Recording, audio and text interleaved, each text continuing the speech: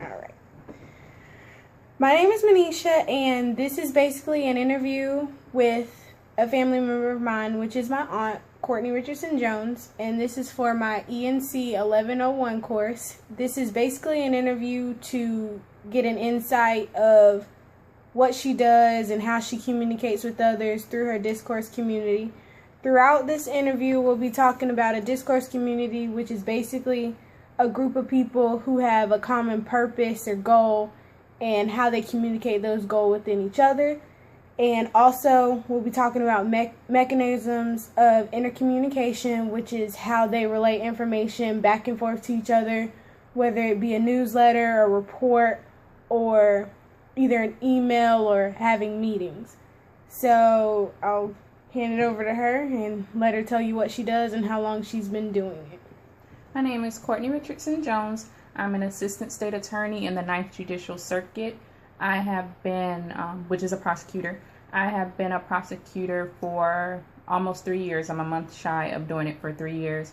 I work downtown in the Orlando office. Now, is this something that you saw yourself doing once you got out of high school? Yes, I wanted to be a lawyer for as far back as I can remember. Since I was a very, very little girl, I wanted to be a lawyer. I didn't know what type of law I wanted to do. I didn't realize what type of law I wanted to do until after my first year of law school. When I was in high school, I thought that I wanted to be a corporate attorney who lived in New York City and dealt with contracts for multi-million corporations.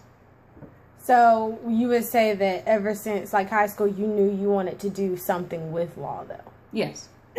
So in your discourse community, which is, again, what was it? I'm a prosecutor. Okay, so the state attorney's office. Okay, so what are the common goals of being a prosecutor? The common goals of being a prosecutor is to seek justice, essentially to be a voice for the voiceless, so the people that are victims in the community, whether that victim be a bank or a person that's homeless or has a job, any type of person, or it could be a property as well. Sometimes apartment buildings or stores, they're victims because someone comes in and takes their items, like a burglary or a grand theft, then the store would be the victim and not a person. So in your discourse community, which is being a prosecutor, what would you say are the levels of management in your discourse community? I don't know if I want to call it. There are levels of management. Official levels of management goes from the state attorney, who is the top attorney. He makes all the rules and hires and fires us and lets us know what the goal is for the entire office. Under him, if the chief assistant state attorney, she is right behind him, and basically if she says something, it's the same as him saying something. Under her are what we have is trial unit directors. Each attorney is in a different trial unit. I think there's 20 attorneys in each trial unit. One trial unit director supervises all 20 attorneys that are up under them. And that goes with, there's 2 different divisions that are under each trial unit director. And the attorneys would go in order from major crimes to special victims, to economic crimes, to narcotics, to felonious attorneys. Then we have a DUI attorney, and we have 2 county court attorneys. So the level of management officially is the state attorney, the chief assistant, and then your trial unit director. But as young attorneys, what we normally do is go to someone who has a little bit more experience than we do. So, for example, the misdemeanor attorneys a lot of times will ask the DUI attorney questions or the felonious attorney, and then they in turn will ask me questions, the narcotics attorney, and I would go to someone who's probably in special victims or major crimes to ask questions because they've been an attorney longer than me. Or if you're dealing with a case and it has an issue that deals with a particular specialty, then you may go ask an attorney that has less experience than you, but they would be kind of like the managing attorney on that case.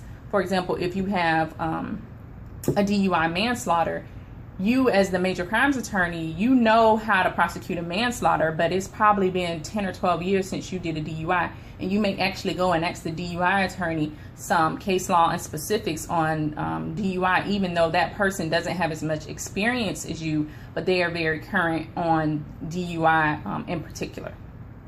And so what would you say are the common goals as being a prosecutor for the U.S. attorney?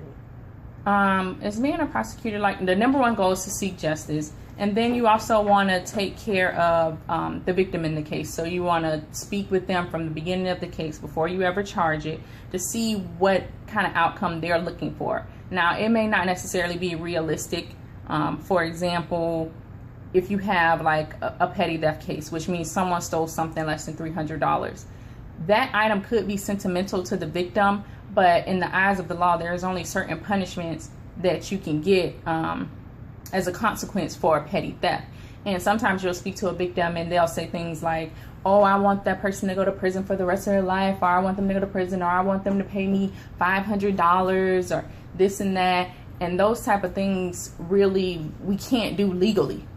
It might be what the person wants to happen, but they don't know the legal system. So my goal at that point and their goal is the same, but it's different to them, because I cannot get them $500 back, and that person is not going to prison because you cannot be sentenced to prison for a petty theft.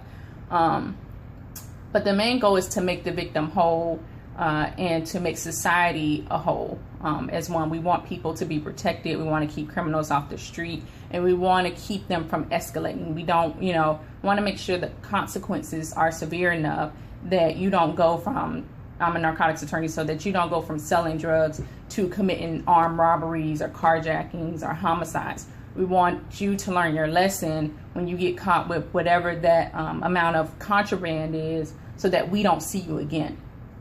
So would you say that the purpose and the value of you being a prosecutor correlate with each other? Yes, because the purpose to me is to be a voice to the voiceless. It doesn't matter if, like I said, if you're transient, so it doesn't matter if you're a homeless person or if you're Bill Gates. If you're a victim of a crime, we will go 110% to make you whole, to make sure that the person pays for what they did legally. So what type of mechanisms of intercommunication would you say that as a prosecutor you use, such as meetings and conversations that you have with people that are above you, or newsletters, or even simple conversations that you have throughout the office? On a daily basis, we're always speaking with each other. I'm in court almost on a daily basis, so I do a lot of oral communications with the judge and with defense attorneys and with other attorneys in my courtroom. I speak to victims, so that's normally oral over the phone. As far as inter-office communications, most of that is done via email. We send emails. We have a link to our phones. We have them linked to our iPads. We have it linked to the computer in the courtroom. So that's a good way to be able to quickly communicate with one another. See? I guess email is the quickest way for us to be able to correspond with one another. We also have meetings, I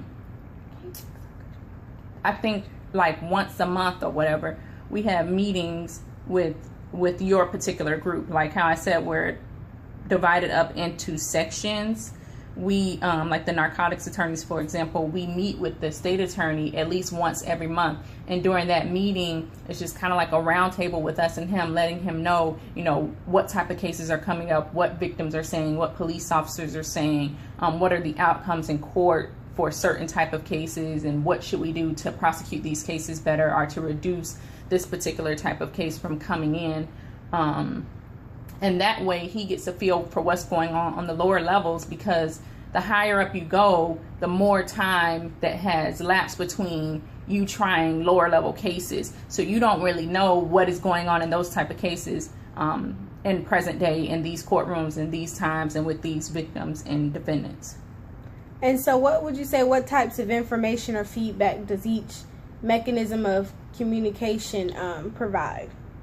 It provides a lot of constructive criticism, because you know what kind of case you should be trying. When I say try, I mean actually taking it to trial, a full course trial from beginning to end, and letting the jury decide, versus a case that should be disposed of via plea. You can't know what type of cases you should be trying in court if you're not trying them. And that means you're going to lose some. So if you keep losing a particular type of case, that's going to come to your supervisor's attention or the state attorney's attention. And then you'll learn that, cases that have facts X, Y, and Z, maybe I should try to resolve them outside of going to trial. And you'll know what type of people you should prosecute a little more strenuously. Like, a person who's never been in trouble before, you usually don't request for them to get a prison sentence if their crime is what we consider to be minimum, like, a small theft crime or something that doesn't hurt people. It's not a violent crime or anything like that. You don't expect to send them, you shouldn't be asking, for that person to go off to prison for 3, 4, 5 years versus someone who has an extensive criminal history. They have many, many felony convictions and things like that. Those are the type of people that you should probably try to take their case to trial versus, probation or something of that sort. So you as a prosecutor, how would you say that you use each of these mechanisms to get your point across to someone higher up? Well, the first thing you want to do is have the statistics. Like, if you don't want to take a certain case to trial and you're afraid of what your superior might say, your supervisor or the state attorney might say, you go talk to other people that have tried that case before. And if it hasn't been successful for them, you can use that mechanism, your oral communication of your conversation with more seasoned attorneys or other attorneys that are trying the same cases, and it hasn't worked for them. Then the person higher up is more apt to receive you when you say, I don't think I should take this case to trial, or I don't think we should charge this type of case because it's not being successful. The citizens aren't, believing it, or they are not too concerned with this particular type of case. So how long did it take you as a prosecutor, would you say, to use these type of mechanisms efficiently to get your point across? It probably takes you, it's different for each person. You have to be comfortable, because when you first start out with this job, like any job, you're really nervous about what's going on. You're really afraid of looking stupid, not only in front of maybe your trial partner, but in front of the judge or in front of your supervisor. You're afraid of not knowing something that everybody thinks you should know. So it just, the more comfortable you get, that could be 6 months, that could be 2 years, the more comfortable you are with using the different mechanisms to get your point across to the judge, to your trial partner, to an attorney that might be more seasoned to you, or even to your supervisor. And so what type of genres would you say that your discourse community uses, which is a type of text that are recognizable to readers and writers? We do a lot of motions. The motions are written, so it's just like reading a book or a paper or anything like that. And we file them electronically with the court, which is public. It's available to the public. You can go on to a little technical difficulty, but now we're back. So you were elaborating on motions. Okay, yeah. So one of the ways we communicate is written communication, like written motions, and you basically have to do some sort of motion for almost everything that you're doing in court. So you might be doing a motion to suppress, which means you're trying to have the court exclude some type of evidence. You could be doing a motion to advance the trial, which means you want the trial date moved up. You could be doing a motion. You could be doing a written motion for demand for speedy trial, which means you want your client to go to trial within a certain amount of days. You could be doing a demand for discovery, which means you want all the information and evidence that the state has against your client. You want us to produce it to you. And all of those type of written communications are electronically filed with the court, and an electronic copy is sent to us via email. Another thing that we do is tennis motions, which is oral motions in front of the court. And those could be any type of motions, like a bond motion, or a Richardson hearing, or a motion in limine, which is to limit what can be said about certain subjects in a trial. Another mechanism that we use as far as communicating with each other, I think I said we use a lot of email, and we just use a lot of oral communication and written communication. It's a lot of reading involved in my profession. Okay, so what role does each genre play, or what purpose does each genre serve as being a prosecutor? Genre as in what? As the types, the types of text that are recognizable to the readers and writers? Well, everything is to further the case. Whether furthering the case means to dispose of it in a way that the state drops the case, which means the evidence doesn't fit the crime, or a witness is no longer available that we would need to prove the crime. Or you could be furthering the case in the event that you're trying to move it for hearing, or you could be furthering it that you're ready to take it to trial. Or you could be trying to do a plea. A lot of times our plea offers are written communication that we do via email, and when a defendant wants to enter a plea, he has to sign a plea form, and that document explains all of his rights that he's giving up, he or she is giving up: the right, to a jury trial, the right to be heard, the right to refute the charges, the right to make the state prove everything against them, and it explains to them that they're giving all of those rights up. So every genre that we use is to further explain either the rights of a defendant, the elements of the charge, the information that we have for the case. All of it goes together to dispose of a case one way or another. So when and how long would you say that it took you to understand how the purpose of each of these genres played as you being a prosecutor? Well, I mean, you start learning these things when you're in law school. So my first year in law school, I started taking criminal law, and you start learning about the different laws that we have federally, not necessarily in the state of Florida. And then I took criminal procedure, which tells you all the procedural things. So that really explains the different motions and speedy trial rules and different things like that. I mean, it takes you years to really get acclimated to all of the genres. And even then, you may get something that you've never seen before. You may get an issue that's written down in a motion, or that's presented to you in court that you've never heard of before, and then you have to go and research that or talk to a colleague and figure out, how do I respond to this? And so also, when and how did college prepare you to be able to read, write, and communicate these specific texts of being a prosecutor to others? I guess college helped me to exercise my mind, shall I say, because I have an English degree, so I did a lot of reading, a lot of writing, which helps you exercise your muscles in your brain to dissect things and to analyze items. But to learn how to respond to these things is something that you have to do. So you really can't learn that until you're an attorney, practicing attorney, because you have to think on your feet. You have to be able to respond professionally and not let your emotions get the best of you. And all of these things are things that you learn by doing.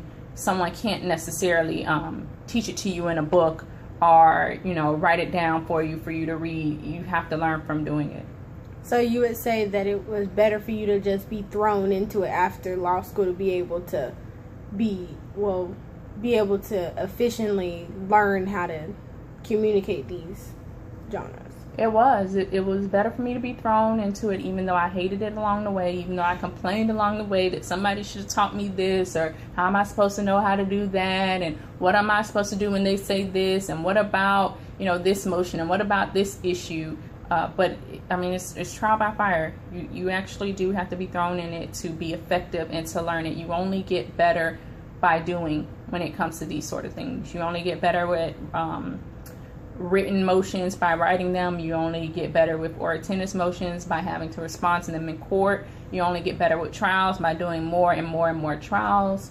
You only get better trying to enter evidence into admission in a trial by actually having trials that require you to enter that type of evidence. It's just something that you have to learn by doing. And so what type of language or lexis would you say that the office uses for the office to function properly? The language depends on what section you're in. For example, when I was in juvenile, there are a lot of terms in juvenile law that you use that you do not use when you are talking about adults. For example, when a juvenile commits a very, very egregious crime like a carjacking or a robbery or even a homicide, you can do something called direct file. when you're working with adults, you have no idea what direct file means. However, when you're in the juvenile law, direct file means that you are going to charge this juvenile as an adult offender, and he or she will be treated as an adult thereafter for the rest of their life, no matter how old they are, if they are convicted of this crime. If you are in narcotics, for example, which is what I do, you deal with officers that do a lot of knock and talks. If you're a DUI attorney, you don't know what a knock and talk is. A cop is not doing a knock and talk for a DUI. A knock and talk essentially means when cops get a tip off the crime line, or a tip from, informant, or maybe just a concerned neighbor about drug activity going on at a certain location or a certain house, they along with a couple other cops go to the door and essentially knock on the door and talk to the person that opens the door to try to see, is there any drug activity going on in this home? And that terminology you're not going to know unless you deal with those type of crimes.